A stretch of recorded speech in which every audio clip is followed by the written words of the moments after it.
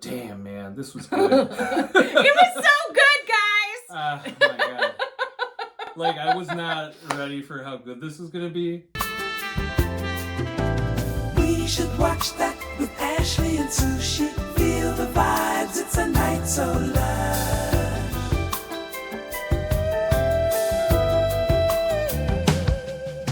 Yo, what up? We saw Trap.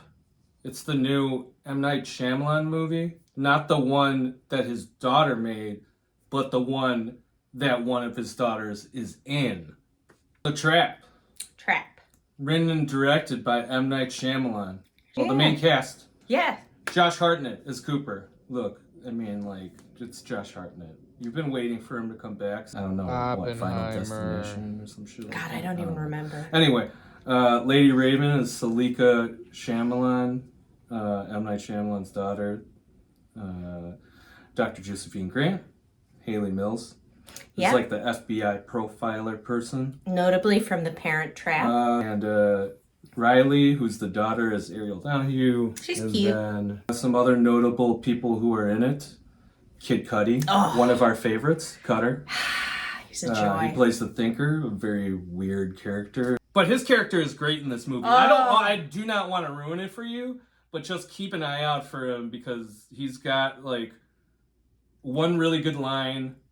And Can I see the line? No. He's got one great line and he's got one great look. So Trap is a father and his teen daughter. They go to a pop concert and then they realize that, oh my God, the pop concert is a trap. And oh no, Josh Hartnett is a serial killer.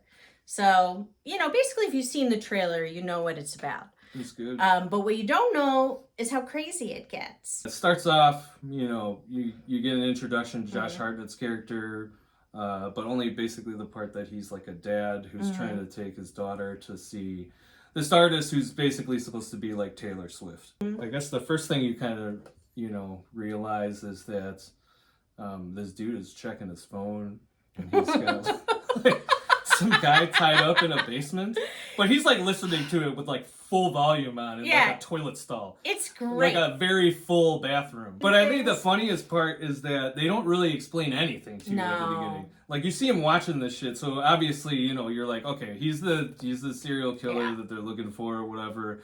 But then there's like weird stuff. Like would you see like in the bathroom, like washing his hands, and then like all of a sudden like his mom shows up? Like so you don't really know like the whole story, and like to be honest, it's really inconsequential. So basically, Josh Hartnett's character is like just trying to be a good dad, and also like murder somebody on the side. And he's a very cheesy dad. Oh yeah, it's great. Oh, very believable. So it really is. That's probably why you wouldn't even think that he was like a murdery dad. It's kind of funny because it's like his awkwardness as a dad sort of masks, I guess, his evil. I don't know. Yeah.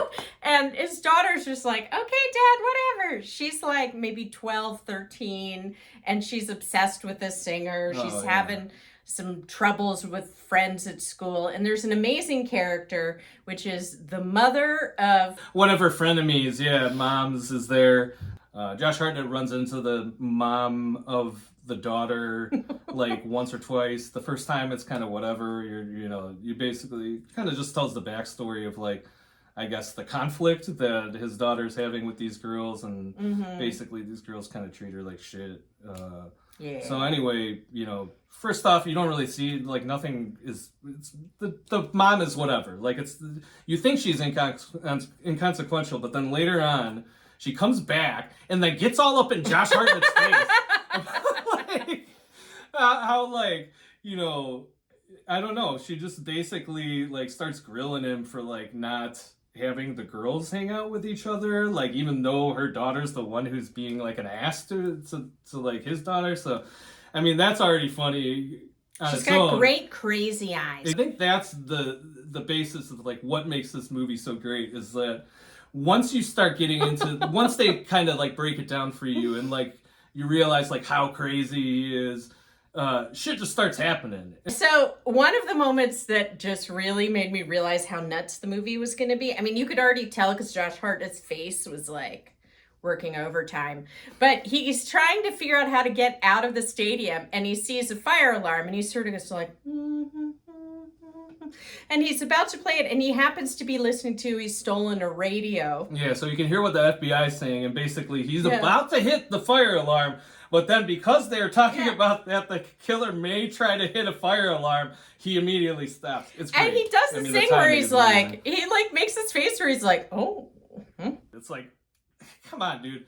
There's like so many moments in this, and that's really what this is about. It's about seeing Josh Hartnett get away with shit. Yeah. That's all you're watching this movie for. Yeah. Because it's great, because he makes the best faces every single time. Like somebody talks to him when he has to fake something, and then he immediately follows it up with like weird killer face. Yeah, like so I can't. It's great. I can't do it. Oh but yeah, and everything is like oink, oink. Like everything is like, it almost feels like a parody sometimes. It is. Like why the t-shirt guy starts giving away like details of why the FBI is there. Like some password that everybody who works there needs to know. Like all these, you know, important details that he probably should not be giving out to random people, the public. Even though Josh Hartnett somehow convinced this guy that he like works for the fire department. Okay, whatever. Like even the guy's just like, oh well, you're one of the good ones. You're on our side. It's like, come on, you know, obviously, I guess we're supposed to believe that he has an itch for killing or something like that. So, you know, there's like this one part at the beginning where he's just hanging out with his daughter, like outside of like the actual, the stadium where the concert, you know, like kind of in the concessions area. But anyway, like he just is hanging out and then he sees this like drunk girl that's like by the top of these stairs and then just like casually walks by and pushes her off. Like nobody's gonna see that. It's great. When you get a chance to watch it back because the best part about it is he pushes her and then you watch everybody looks in the direction of the falling girl, but nobody looks up to see who pushes her. It's the best. It's nuts. And I think probably what you're getting from listening to us talk about this is it's a movie where you just think, wow, the balls of this movie, the enthusiasm, they're just, he is going for it. All right. So I even checked this too, because we rewatched this yesterday. Halfway, it's like almost exactly the halfway point is when shit like starts getting revealed. Or at least like Josh Hartnett starts fucking breaking it down for everybody. The best part about it is like M. Night Shyamalan's daughter, like her character in the movie, who's supposed to be a pop star, is for some reason deeply involved in this FBI sting event. She knows so many details. It's almost like she's a junior profile or something. It's great because Josh Hartnett basically starts revealing like he's, you know, the guy that they're all looking for and shit. And like she just like has like a straight face the whole time. Like she's just listening to him like reel all this shit off. And she's just, like, in a way, like, you can tell she's not really surprised. But anyway, the halfway point is, like, when the shit starts going, you know, or it's supposed to, I guess, be going downhill for Josh Hartnett. Yeah. Because, like, that's when all these things start But it was going revealed. uphill for us. Oh, yeah. Because it gets so crazy. So, you know, after, basically, he reveals that, somehow they get, you know, Lady Raven to take him and his daughter back to their place and like basically she comes by and like hangs out with them for a bit. So like you're watching this initially, you know, with the intention that Josh Hartnett's trying to escape by using this method, you know, to try to basically get a ride home and get away from all this. But man, Lady Raven just like decides to take it upon herself to like try to, you know, set him up, and it's ridiculous. Okay, so they go back to their house, and then she's like, "Oh, let me play you guys a song and all this stuff." So she plays some songs and stuff. Basically, she steals Josh Hartnett's phone and runs into the bathroom. First of all, if you steal somebody's phone in their own home, like, why would your family get mad? You know, like I would say that like. My family would be like, why the hell is this like pop star stealing your phone? You know? Should we call the cops? Yeah, exactly. Like, why is she intruding in our space and like trying to come over to our house and steal our shit?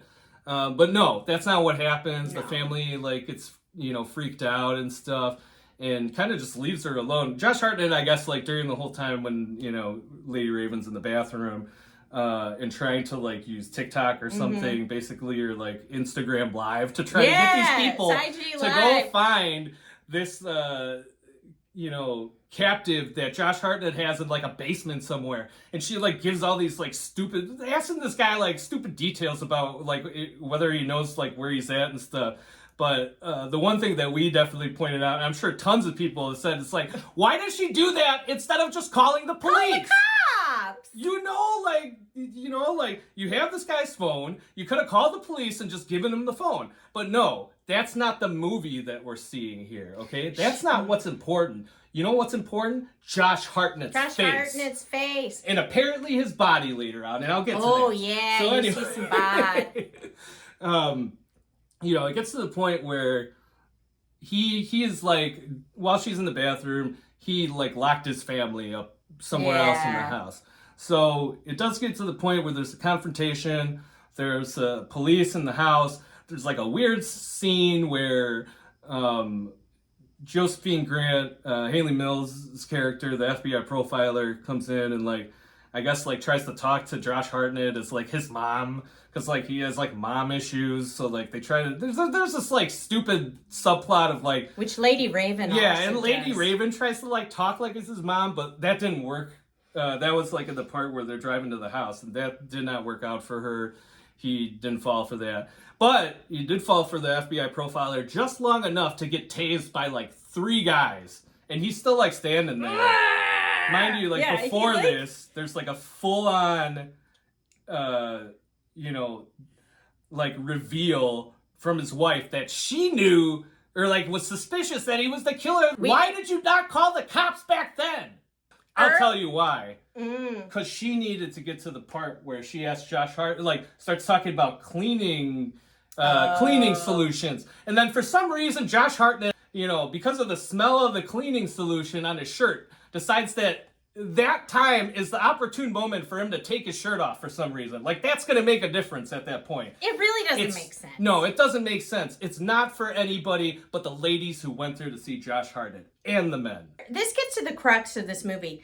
I think it is camp and comedy. Oh, yeah. It's not a thriller. So I think that people who went into it wanting like a really exciting and like intense and dramatic thing, that's not what you're gonna get. Yeah, man. We went into this movie totally just trying to have fun with what was, playing on the screen, and that's exactly what we did. I mean, it's not the greatest movie, like I said. You're going for Josh Hartnett. This is 85% for Josh Hartnett, but he makes this movie, and it's totally worth it. We saw it 2 days in a row, I'm pretty sure. Yes, right? We saw it on a Friday night. I woke up at 9 a.m. and the said... The following day, we saw it again. I said, I gotta see it again. So, one of the things that we noticed is M. Night Shyamalan is very much trying to get you to focus on only what he cares about in that moment. Because one of the things that we noticed is that there's some scenes where, who was it? Ariel Donahue, Riley. Josh Hartnett's daughter in the movie. Like, when you're supposed to, I guess, like, when M. Night Shyamalan wants everybody to focus on, I guess, like, him or what he's thinking or like, what's on, how he looks, then he makes all the dialogue, like, pointless in the background. It's great. It's like she just starts reeling off some random bullshit. We should act it out. So I don't even have any examples of it. One of my favorites is like, oh, look at this close up on Josh Hartnett. She's just like, oh, look at this gift bag. Oh, right. I got a t-shirt. You got a t-shirt. She starts going through the contents of a gift bag one by one. She lists like 5 things. Yeah, it's nuts. Great. And like the dialogue is good, but it's good in a camp way. Like, okay, one of my favorite parts, I just love it, is at the end when he's hallucinating his mother. She says to him, wait, you're my son. This is the way you are. End of story. Like, really? That's it? This is his hallucination, like, of his mom, and that's what she says to him? I don't know. Your suspension of disbelief needs to happen there because it's supposed to be fun, and I don't think there's any intention to betray to be super serious. So let's get to the ratings then. All right, let's do it. So for quality, I mean, let's be honest. This is not like a quality film. by any. I mean, I wouldn't say it's a quality film by any means, but I would say, you know, the concert looked legitimate. The cinematography was looked great, good. I thought. Cinematography was good. I mean, obviously it wasn't written to be like very, you know, intricate or like something that's highbrow. Yeah, so yeah. I mean, I think because of that, I put my quality rating at 2.5 out of 5. I was gonna do 2.5 too, because you know, nothing stands up to scrutiny. Absolutely nothing. Nothing. Like none of it makes sense. Yeah. But it's that. Well, I guess we should get to the next rating, which is enjoyment. We love doing this rating because we're big movie fans, and we don't think that a movie has to be like fancy, technically good to be enjoyable. No, definitely not. So we also give our enjoyment rating, and mine is like 4.75 out of 5. I had so much fun.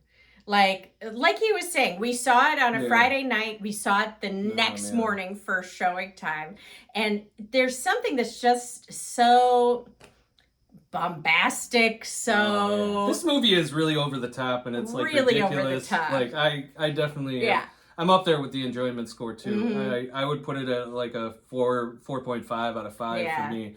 I mean, look, there's not we have, I think we've been vocal about this, but we do have AMC A-list memberships. Oh, the A-list people. But like that doesn't necessarily mean that I want to wake up at like 9, 10 o'clock in the morning. Right. We would not do this for another movie. But we did it because like this movie was it. Like I saw this movie and I was just like, damn man, that movie is like something. Like I went into it, you know.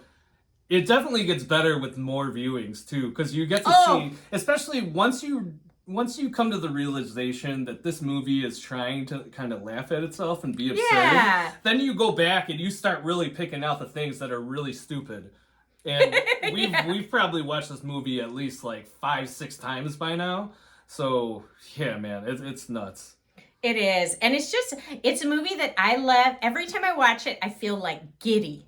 I'm just they're having a blast.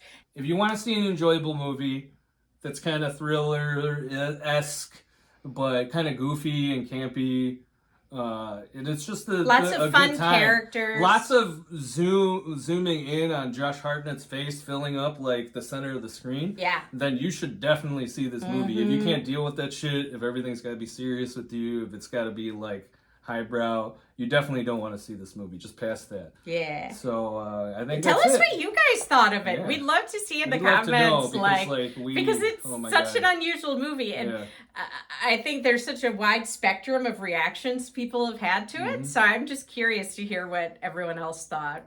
So all right. Yeah, thanks for joining us. Thanks for joining us. Make sure to like and subscribe because I gotta figure out how to make money on this thing. It's simply too good. Thank you for watching and spending your time with us. And we'll see you next on We Should Watch That.